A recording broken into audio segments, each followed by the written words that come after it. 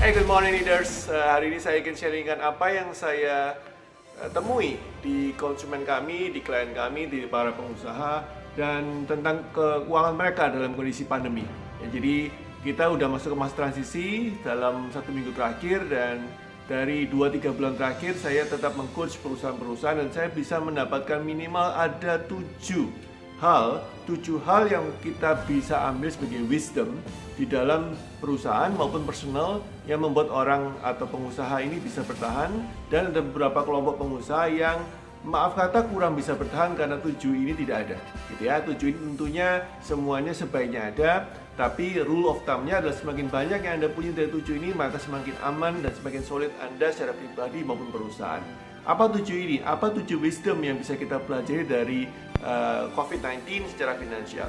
Yang pertama, yang kita bilang namanya dana darurat. Ini udah pernah saya buat vlognya khusus ya tentang namanya profit account.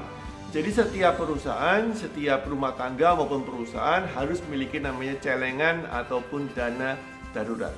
Ya, rule-nya adalah dana darurat ini harus bisa mempertahankan operasional kita selama 3-8 bulan ke depan. Dan ini benar-benar powerful sekali kalau Anda rutin menyisihkan dari profit Anda untuk dimasukkan ke dalam profit account. Ada 2 account kan, ada operating account untuk operasional perusahaan, dan ada namanya profit account untuk Anda menabung profit Anda sepersekian persen ke dalam account itu, dan tidak boleh diotak-atik ya. Hanya 2 fungsinya, satu adalah emergency seperti COVID-19 ini emergency, dan yang kedua adalah untuk pengembangan bisnis nantinya jika tidak ada malapetaka, tidak ada musibah seperti sekarang ya.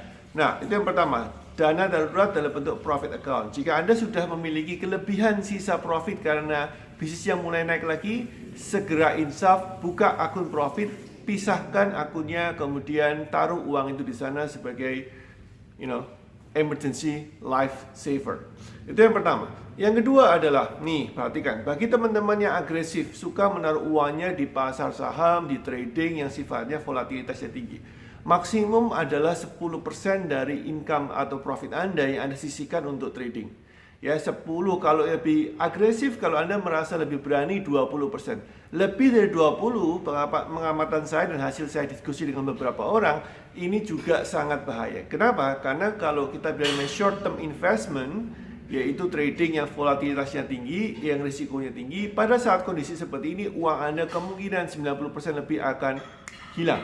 Ya, jadi ini yang membuat Anda akhirnya harus menjual ketika pasar lagi jatuh, Anda lepas. Jadi tujuannya cari untung, cari cuan, malah Anda lose the money. So, boleh nggak? Boleh, nggak apa-apa. Kita perlu ada agresifnya, tapi agresivitasnya jangan 80%. Maksimum 20%, yang 80% adalah long term konservatif. Oke. Nah, bicara tentang konservatif long term, kita masuk yang ketiga, yaitu ternyata pengusaha yang memiliki disiplin dalam investasi yang saya sebut sebagai SIP. Ini juga ada di Google ya, saya cari juga istilahnya, bukan saya, tapi saya tiru dari SIP, yaitu Systemic Investment Planning. SIP, Systemic Investment Planning. Ini lebih diuntungkan dan lebih aman. Kenapa? Karena sistem kerja daripada SIP atau SIP ini adalah setiap bulan rutin Anda menyisihkan uang untuk investasi. Jadi Anda punya sisi uang untuk profit account, kemudian Anda sisihkan uang untuk investasi. Ya, 2, 3, 4, 5% tergantung Anda kemampuannya untuk dimasukkan membeli sesuatu yang sifatnya recurring, ya, rutin. Misalkan kalau saya pribadi, saya setiap bulan membeli saham, ya. Saham, sisihkan uang sebisa mungkin beli saham, sisihkan uang beli saham. Nah, selain ini bagus karena ini membentuk disiplin, dan juga kalau Anda main long term, Anda tidak usah panik menjual ketika harga saham jatuh, karena memang tujuannya adalah owning the business, owning the company. Yang kedua adalah, keuntungannya adalah ketika dalam kondisi kepepet ini bisa menjadi another buffer, emergency fund tambahan. Jika profit account-nya sudah kegerus, Anda bisa merubah shifting disiplin untuk systemic investing planning ini menjadi uang untuk belanja Anda. Bisa ngerti ya? Jadi disiplin untuk beli saham misalkan, itu bisa dirubah menjadi disiplin untuk membiayai operasional perusahaan. Setelah operasional perusahaannya bisa ke cover lagi dan kondisinya bisa lebih muter, lebih pulih, maka kembali lagi ke systemic investment planning. Oke, ini semacam kayak ban serep dari ban serep. Oke, so berikutnya yang keempat adalah diferensiasi atau diversifikasi ya, diversifikasi itu artinya apa? Kita dalam investasi kita mesti memiliki beberapa portofolio, dan ini semua para ahli sudah menjelaskan, saya tidak usah ngomong panjang lebar di sini. Punyalah emas, punyalah sedikit properti, punyalah sedikit saham, ya, fokus untuk mengembangkan anak usaha, fokus untuk mempunyai cabang baru, ya. Ini beberapa diversifikasi yang Anda bisa lakukan untuk membuat perusahaan Anda tidak tergantung jadi satu sumber penghasilan saja. Nah, berikutnya, yang kelima, ngomong-ngomong masalah sumber penghasilan. Di dalam bisnis, Anda juga mesti punya, kalaupun Anda punya satu bisnis saja, gimana coach? Anda juga mesti punya multiple income source. Loh, gimana caranya? Yaitu dengan membuat namanya multi level marketing. Misalkan bukan MLM yang di luar sana ya, tapi multi level marketing segmenting itu artinya adalah apa? Misalkan Anda punya marketing untuk khusus untuk segmen menengah ke atas. Kemudian level berikutnya marketing untuk menengah, kemudian marketing untuk menengah ke bawah. Berarti intinya Anda juga membuat produk untuk menengah ke atas, produk untuk menengah, dan produk untuk menengah ke bawah. Kalau Anda mampu, kalau nggak mampu, dua saja. Ada segmen main bawah, kemudian Anda mulai nyoba segmen main atas. Atau Anda sedang mempunyai produk yang premium, kemudian Anda fokus untuk masuk ke segmen yang menengah ke bawah. Apa sih tujuannya coach?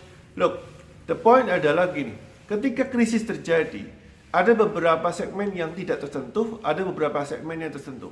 Kalaupun semua tersentuh, maka tersentuhnya derajatnya beda-beda.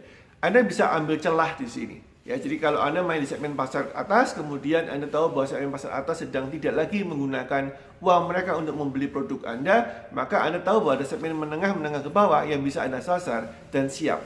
Nah, problemnya adalah ketika Anda membuat ketika krisis, maka ini menjadi tantangan yang besar sekali ya. Anda tidak memiliki waktu, tenaga, dan riset cukup untuk tiba-tiba mendadak memiliki segmen pasar baru. Anda mesti cicil ketika kondisi lagi baik. Ya, karena ini butuh riset, butuh informasi, butuh data, butuh market insight, dan seterusnya. Yang membuat Anda harus fokus untuk ketika tidak lagi panik. Ketika panik, susah untuk membuat segmentasi seperti ini.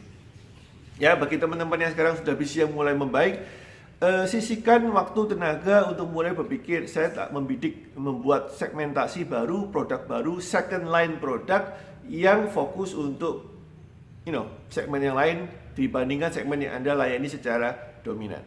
Alright, so that's semoga itu jelas. Kemudian yang tentu asuransi.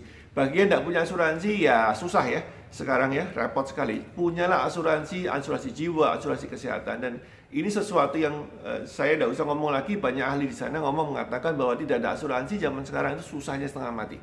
Ya, Anda bisa melihat biaya rumah sakit begitu mahal, dan ini kesulitan yang kita harus tempuh ya. Kita harus benar-benar mengerti, dan kita mesti memilih asuransi yang baik untuk kita. Dan carilah pedoman ya, carilah orang yang cukup fair, cukup netral untuk menjelaskan asuransi mana yang baik dan seterusnya. Or kalau Anda cukup paham tentang asuransi, Anda bisa melihat langsung di masing-masing provider asuransi, dan Anda bisa pilih mana yang baik untuk Anda. The point adalah punyalah asuransi. And finally, nomor 7 yang paling penting buat kami, buat saya sebagai coach adalah bisnis yang ada planningnya. Bukan ketika pandemi baru planning ya. Bisnis yang dari awal punya planning itu lebih mudah diutak-atik. Ya, ini diskusi saya rutin kepada para pengusaha setiap minggu, setiap kali saya coaching. Saya katakan, Pak, Bu, planning yang kemarin seperti apa yang bisa kita rubah? Bayangin, pertanyaan saya cuma satu, planning dari kemarin sebelum pandemi, apa yang bisa kita rubah, apa yang kita bisa streamlining kan, apa yang kita bisa rapikan, apa yang kita bisa pangkas, apa yang kita bisa tambahkan, apa yang kita bisa kurangi, apa yang bisa kita perbaiki, dan seterusnya. Ini membuat kita sudah ada dasar basis untuk melakukan sesuatu. Dibandingkan dengan kalau Anda tidak punya planning, kemudian saya tanya, Pak, Bu, planningnya berikutnya gimana? Waduh, saya nggak tahu, coach, ini saya mesti bertahan. Akhirnya yang keluar cuma panik. Nah, coach, sudah terlambat, coach, sebelumnya saya tidak punya planning. Maka, again, insaf, Anda perlu tahu bahwa planning bisnis itu gimana ngomongnya ya, itu bagian yang maha penting. Kalau you don't plan, ya you nggak bisa mendapatkan gambaran maunya kemana. Loh, buat apa planning? Kan coach bilang, tuh planningnya akhirnya dirubah. Justru karena sesuatu tidak yakin, sesuatu tidak pasti, Anda mesti buat planning. Dasarnya apa yang Anda mesti tweaking itu di otak-atik gitu ya, sehingga Anda tahu mau ngapain.